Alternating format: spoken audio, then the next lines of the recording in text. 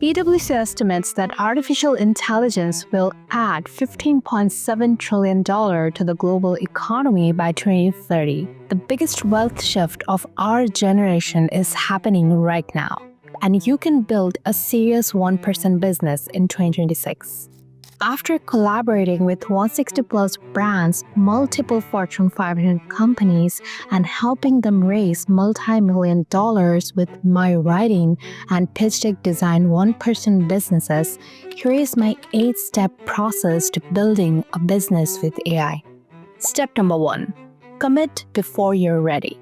Most people wait for the perfect idea, the perfect timing, or the perfect software stack and then wonder why nothing happens. The truth is, clarity doesn't come from thinking, it comes from doing. Noah Kagan puts it perfectly. Now, not how. So I'm not talking about journaling about action or making a Notion board about action.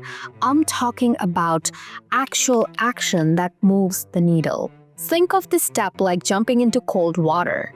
You don't prepare mentally. You just jump, then probably scream internally, and then adopt. The first step could be sending one DM, creating a landing page, or offering to solve a problem for someone for free. So right now, momentum matters more than the plan. Step 2. Choose a market with spending power. Now that you're moving, make sure you're moving toward people who actually spend money. Passion is great, but smart businesses are built around problems that people are already paying for. As Daniel Priestley emphasizes in Oversubscribed, you don't build value from scratch, you tap into value that's already in motion. So instead of saying, I want to help people get fit, think about busy executives who will pay because they don't have the time to figure it out themselves. Instead of saying productivity tips, think about founders who will pay you to automate their workflow so they can focus on running the business. Instead of trying to sell journaling templates in general, think about therapists who will pay for tools that cut down paperwork and save hours every single week. So it's the same skills with different buyers and bigger outcomes. Just to give you some context here, globally, IT spending is expected to hit $5.43 trillion in 2025 according to Gartner. And in the US alone, software spending has soared to $368.5 billion in 2024, which is more than half of the world total. Step number 3, identify a pain worth solving. Once you choose who you serve, go find what hurts. Every successful business started because someone basically got annoyed. I mean, Uber began because waiting for taxis, it sucked. And not because someone just romanticized transportation. Ask people questions like, what's something you're tired of doing manually? What do you already pay for that doesn't feel worth it? What's been in your to-do list for way too long? So you're not forcing demand, you're uncovering it. Think of yourself less like a visionary and more like a plumber. Your job isn't to create water, it's to fix those leaks. If that makes any sense. Step number 4, pick your AI-powered business model. Now that you know who you're helping and why, choose how you are going to help them. And this is where people go fake. They say things like, I want to create a brand. I mean, brands are cool, but they don't pay rent. Business models do. Here are 4 realistic 1% models that work in 2026. Number 1, AI Content Studio. You turn long-form content into clips, articles, newsletters, posts. In this case, you're basically a multiplier for creators. Number 2, AI Automation Agency. You basically help businesses replace manual tasks using tools like GPT agents, Make, or Zapier.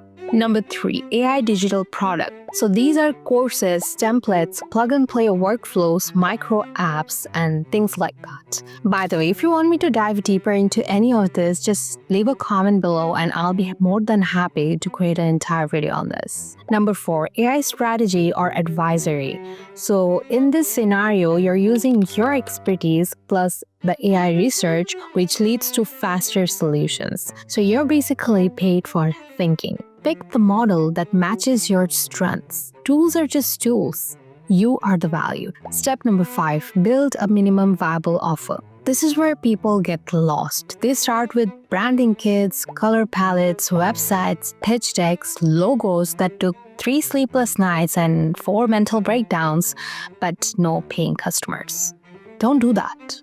Right now, your only goal is to prove someone will pay you to solve a problem. Think of your first offer like a pilot episode.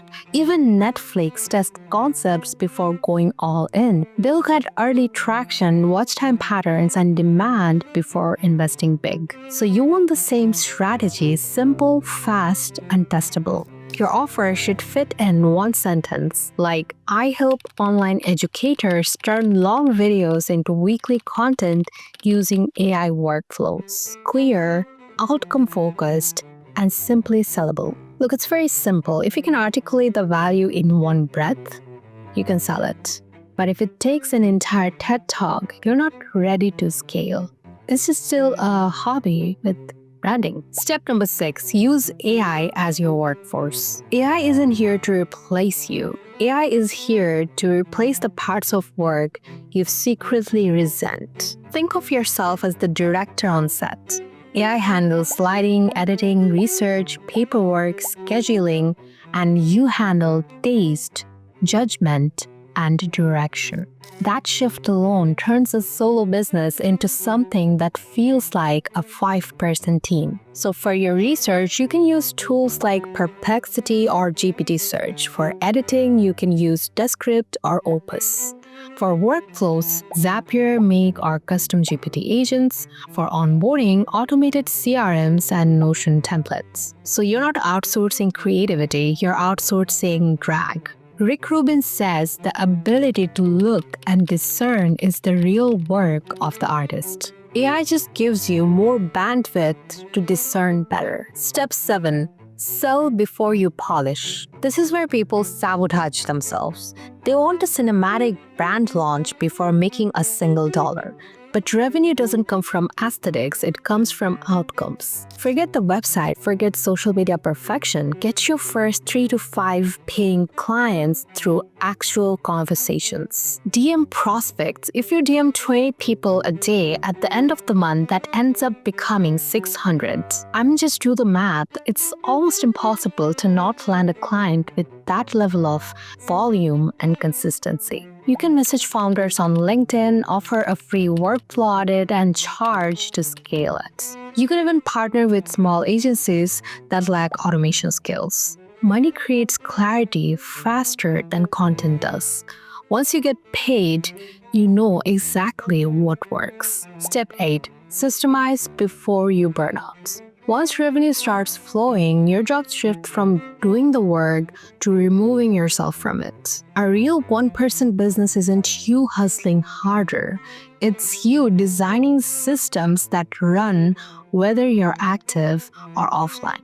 Turn repeated work into templates, document processes with AI-generated SOPs, and automate client onboarding, reporting, and follow-ups. Turn custom work into repeatable offers or products. Systems, they buy time, and to be honest with you guys, time is the actual flex. It's not headcount, it's not business, and it's not even the grind culture.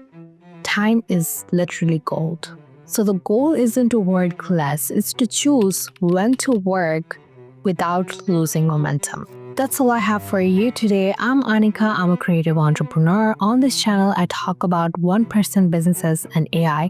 So if this feels like your jam, please take your shoes off and come on in by hitting that subscribe button. Thank you for watching. I really appreciate you guys. Ciao for now, and I'll see you in the next one.